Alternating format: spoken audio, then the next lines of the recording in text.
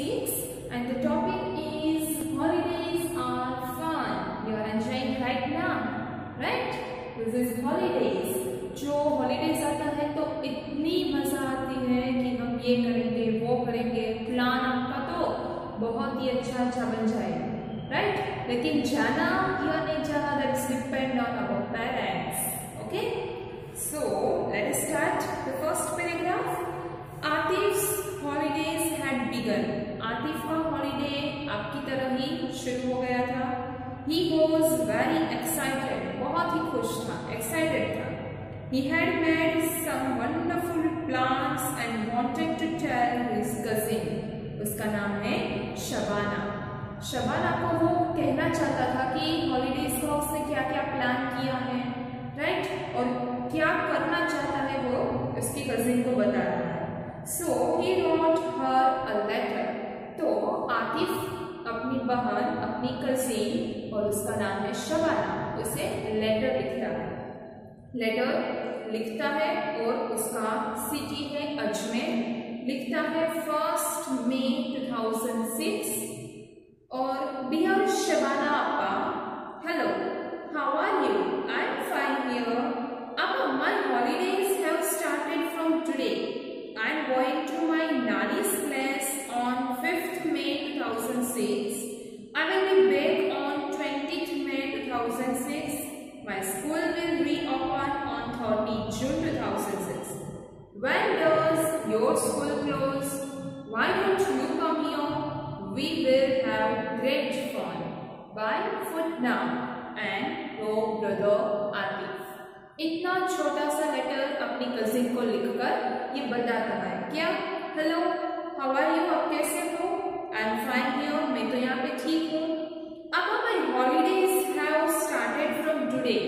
Today means कब लिख रहा है? 1 मई 2006 को. तो उसके बाद क्या हुआ? I am going to my नानी's place on 5th May 2006. First को उसके हॉलीडे स्टार्ट हुए और 5th को वो अपने नानी के घर जाएगा. Then I will be back on 20th May 2006. वहां से मैं रिटर्न कब होगा? 23 को.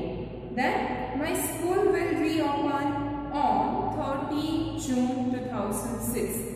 30 June 2006 को उसकी स्कूल रीओपन हो रही है. When does your school close?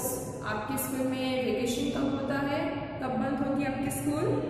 Why don't you come here? We will have great fun. आप यहाँ पे क्यों नहीं आते? अब यहाँ पे आओगे तो बहुत ही मजा आएगा. Bye for now. अभी bye bye. And your brother Atif. Atif ने इतना छोटा लेटर उसकी बहन को लिखा. Now next letter is Shabana who stays in Nagpur got this letter on 6th May 2006. She wrote back to Atif. अब शबाना को लेटर कब मिला था? 6th May 2006 को मिला था. She wrote back to Atif. Atif को वो रिप्लाई देती है. क्या देती है?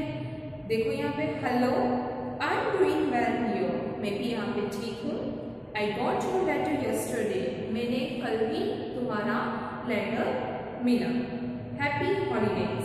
आपको happy holidays. Then my school will close on 1st June 2006.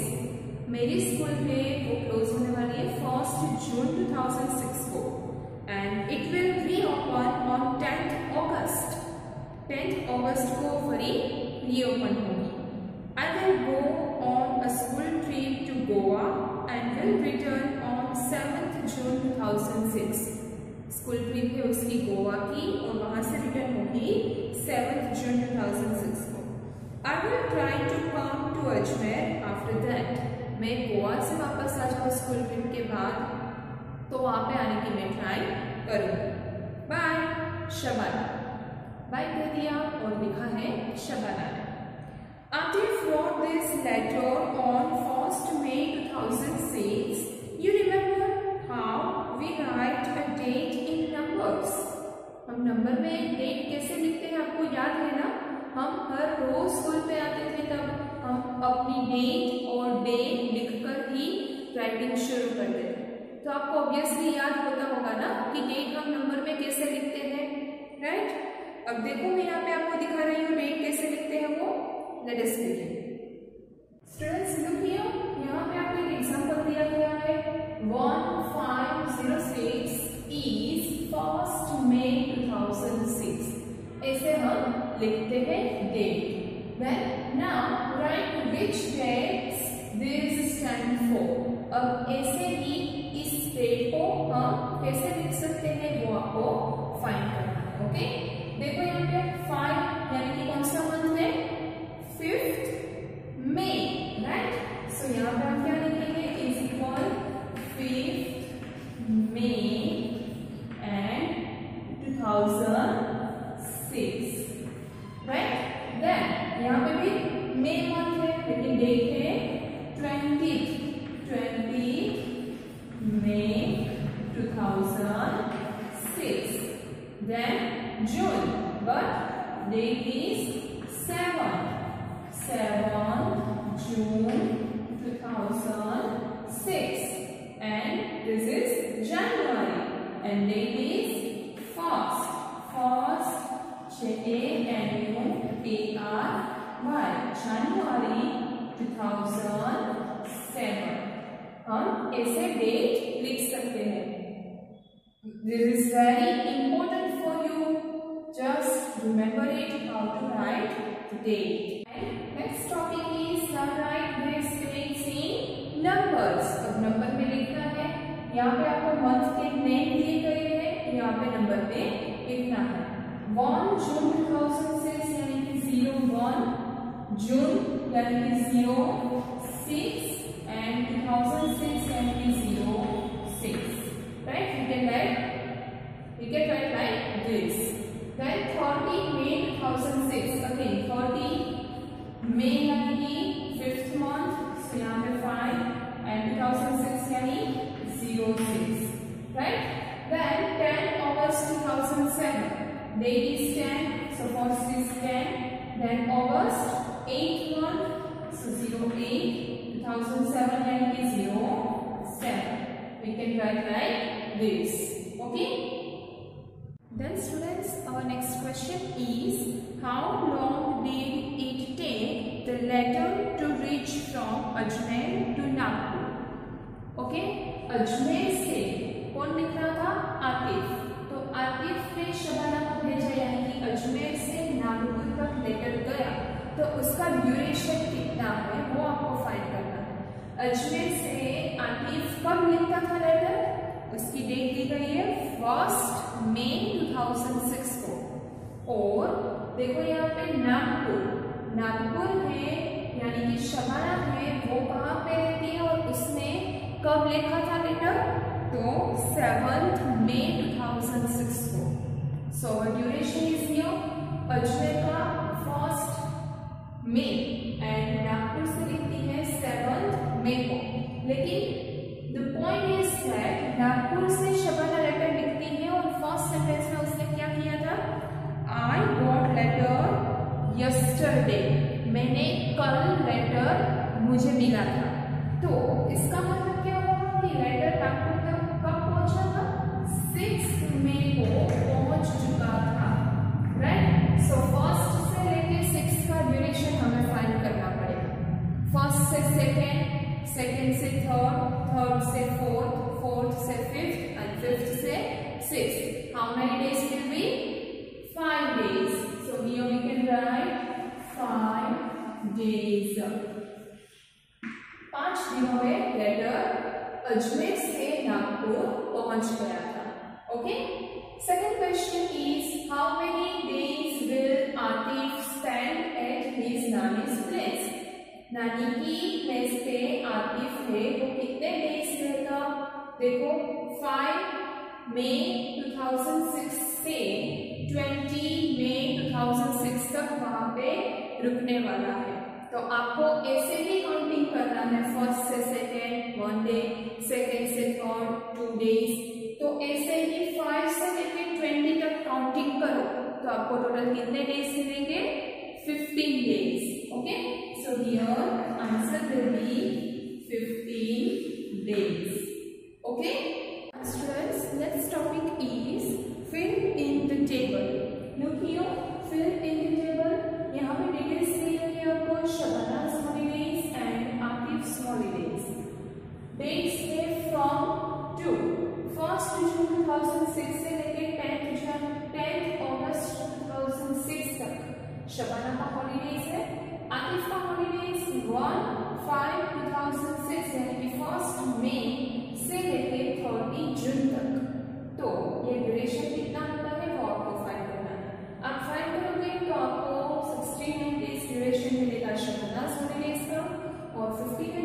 Days मिलेगा आतिफ्स हॉलीडेज का।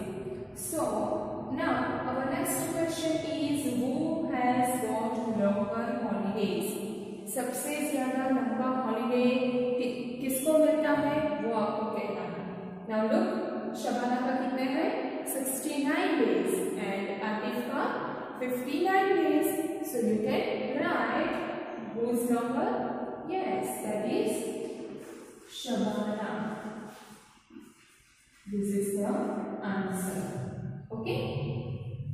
And students, our next topic is which long holidays do you get in school? Fill the table.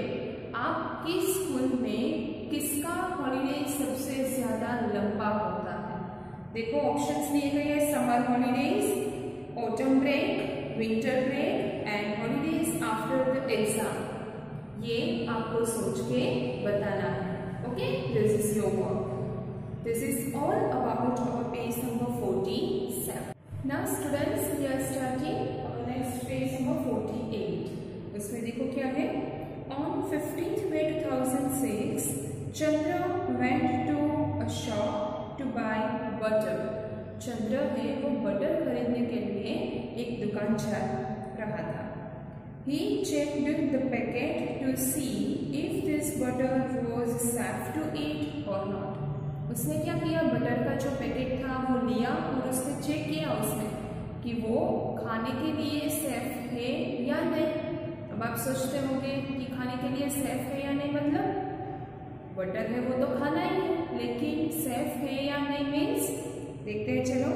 It was written on the packet, packet पे लिखा हुआ था best before 180 days from the date of packing. जब packing किया है उस date से लेके 180 days तक हमारा जो बटर का पैकिंग है वो खाने के लिए सेफ है। 180 डे के बाद वो बिगड़ जाता है तो उसके बाद हमें खाना नहीं चाहिए, because it was unsafe. Then he checked the date of packing. It was 15th January 2006. उसकी पैकिंग डेट है वो 15 जनवरी 2006 थी। Then help him find out if he should buy this butter or not. आपको उसको हेल्प करनी है कि ये बटर कब खा सकता है या नहीं, ये आपको फाइंड करना है। In which month was the butter packed? तो बटर का पैकिंग कब किया होगा? हाँ, अभी हमने देखा था 15 जनवरी 2006 को, तो जनवरी मंथ में उसका पैकिंग हुआ था। Which month will it be 180 days after 15 January 2006? 15 जनवरी 2006 से 180 डेज कब खत्म होते हैं? अब हम देखो अकॉर्डिंगली 30 डेज 1 मंथ के सपोज करते हैं। यस, 30, 31, 30, 31 ऐसे आते हैं, लेकिन हम एक फिगर फिक्स कर लेते हैं 30। तो ऐसे कितने महीने होंगे? तो 180 डेज हो जाएंगे। तो उसके लिए मैं यहाँ पे लिखती हूँ 180 डिवाइडेड बाय 30, राइट? तो 3 6 यानी कि 30 6 180 हो जाएगा, राइट? तो accordingly 6 months has been passed from 15 जनवरी 2006। 6 महीने उसको पास हो गए होंगे, right? Then can Chandra eat on 15 May 2006? अब देखो कौन से मंथ तक ये बटर खाना सेफ था। तो हमने क्या किया था, 6 महीने काउंट करने हैं। तो January to February 1 month, February to March 2nd month, March to April 3rd month, April to May 4th month, May to June 5th month, June to July, yes, that is 6 months. तो जुलाई month तक खाना butter वो safe था। और अपना question क्या है, can Chandra eat it on 15th May 2006? यहाँ पे तो जुलाई दिया गया है आपको, जुलाई तक आप खा सकते हो। यस, ऑब्वियसली मे तो आप खाओ तो वो सेफ ही आपके लिए, right? Next question, you ever check the date of packing of these things by you? आप जो थिंग्स खरीदते हैं वो उसके पैकेट के ऊपर जो डिटेल्स दी गई होती है, expiry date, manufacturing date, MRP, ये सब आप देखते हो? अगर नहीं देखते तो देखना चाहिए ताकि आपको पता चले कि वो सेफ है या नहीं खाने के लिए, right? Then have you seen medicines which have the expiry date written on them? What is expiry date, you know? पता ही होता है आपको। तो एक्सपायरी डेट है यानी कि इस डेट पे वो जो चीज़ है खाने के, स्किन पे लगाने की, जो भी कोई चीज़ है पीने की, तो वो डेट से, एक्सपायरी डेट से सेफ नहीं रहती हमारे लिए, वो बिगड़ जाती है। तो that is called expiry date. And what is manufacturing date? Manufacturing date means yes, उस दिन जो भी चीज़ है पैकेट में उसको बनाया जाता है, मैन्युफैक्चर किया जाता है, that is manufacturing date. So it tells you after which date it is unsafe to take the medicine. Expiry date है वो क्या कहती है आपको? After which date it is unsafe to take the medicine. Medicine है वो यहाँ से इस डेट से उसके बाद लेना है तो वो आपके लिए अनसेफ होगी। Okay, this is the all topic about manufacturing date and expiry date. Students, our next topic will be find out. उसमें first point है which are the other things that come with an expiry date.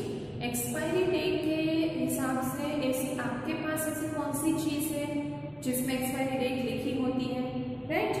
Then this is the point on cough syrup. It was written manufacturing date 7/3. ये क्या है? This shows it was made in July 2003.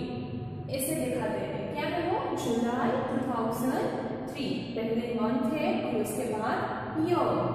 Then expiry date is 7/5.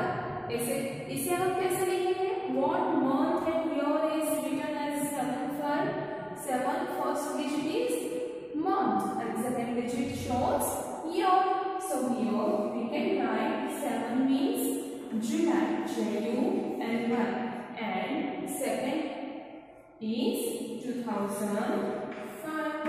First is month July and second is year 2005.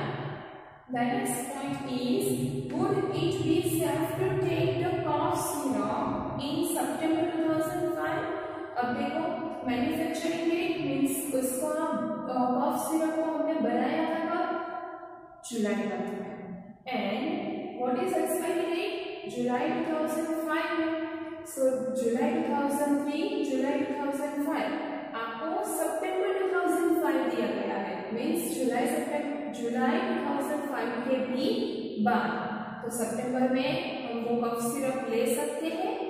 No, because उसकी expiry date क्या थी?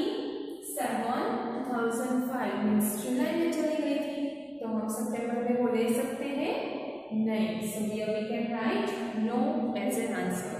This is all about our page number 48. Then students, now we are starting page number 49. और the topic is to miss the train. उसने अपनी train है वो miss कर दी, चली गई थी ट्रेन। ये आपका टॉपिक है और उसके अंदर चलो देखते हैं क्या होता है। Tutun's school had closed for the summer holidays. टुटुन के स्कूल में वो समर हॉलीडेज का वेकेशन एंजॉय कर रही थी। He went to his grandma's place. तो उसने क्या किया वेकेशन में? टुटुन है वो अपने ग्रैंडमा के गांव चला गया।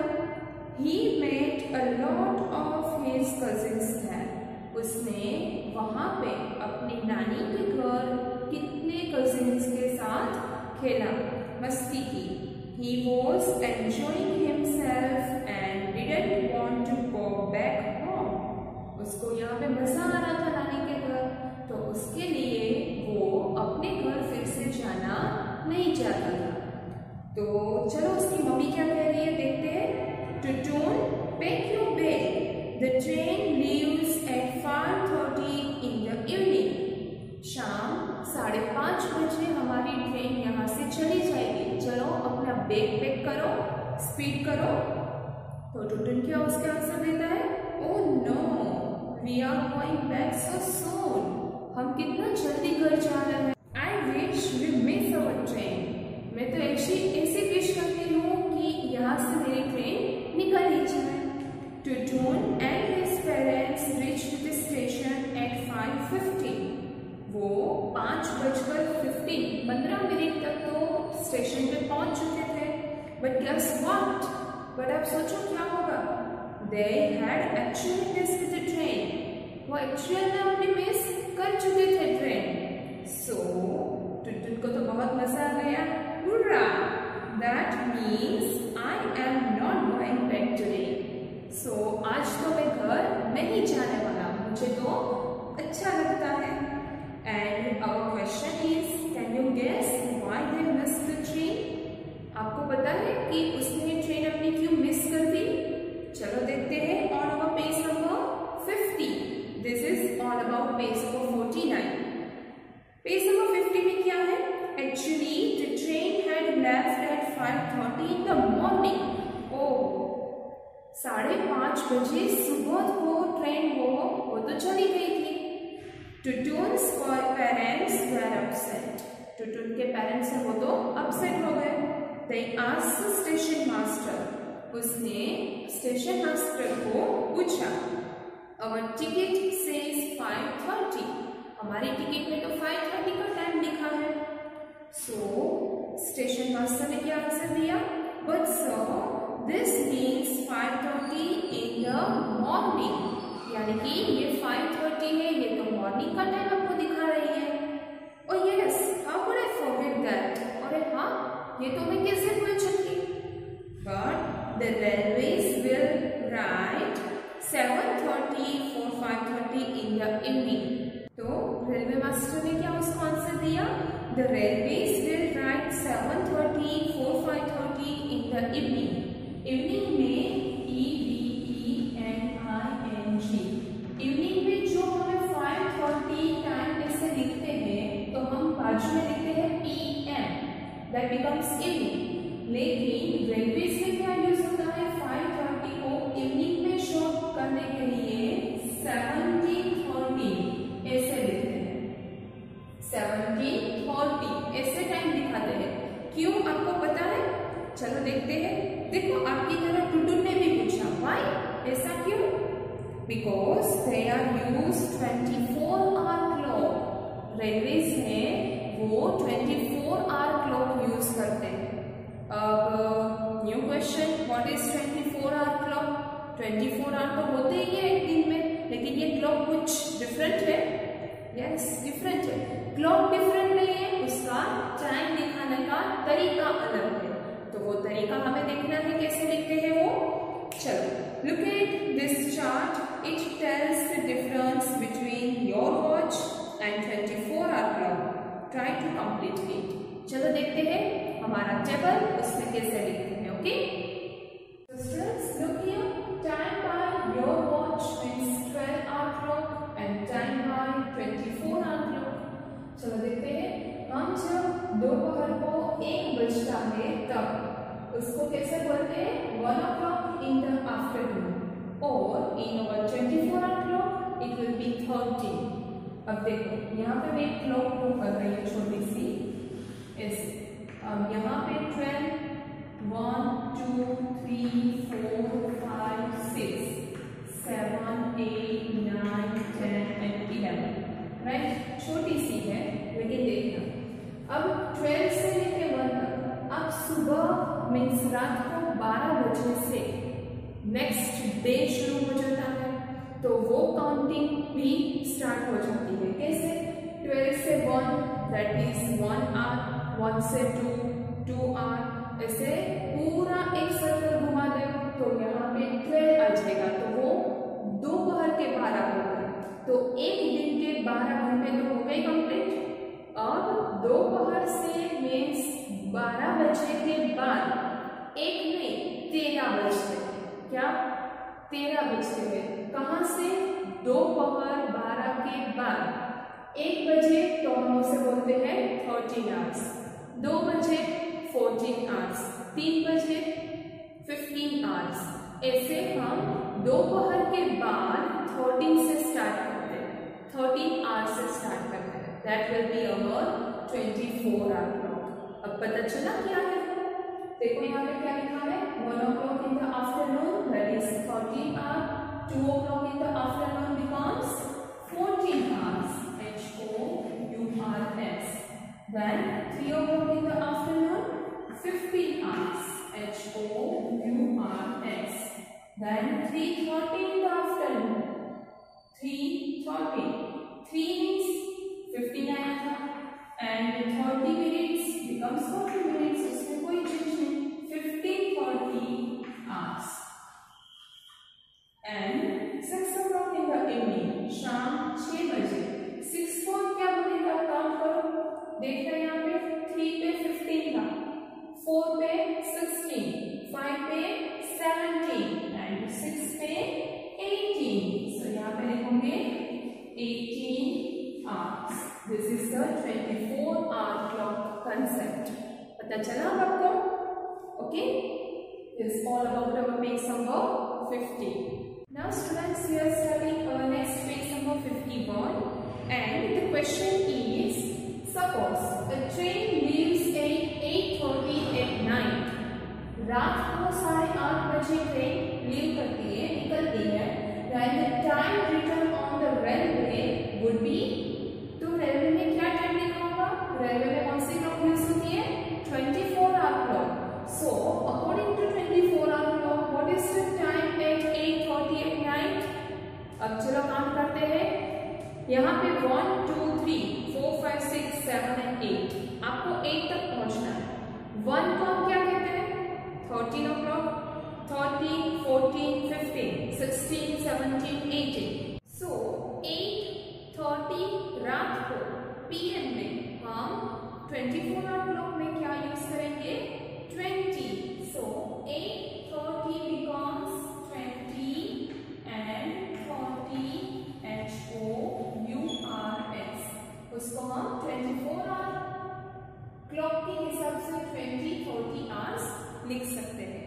Then in our 12-hour clock, each time counts twice in a day.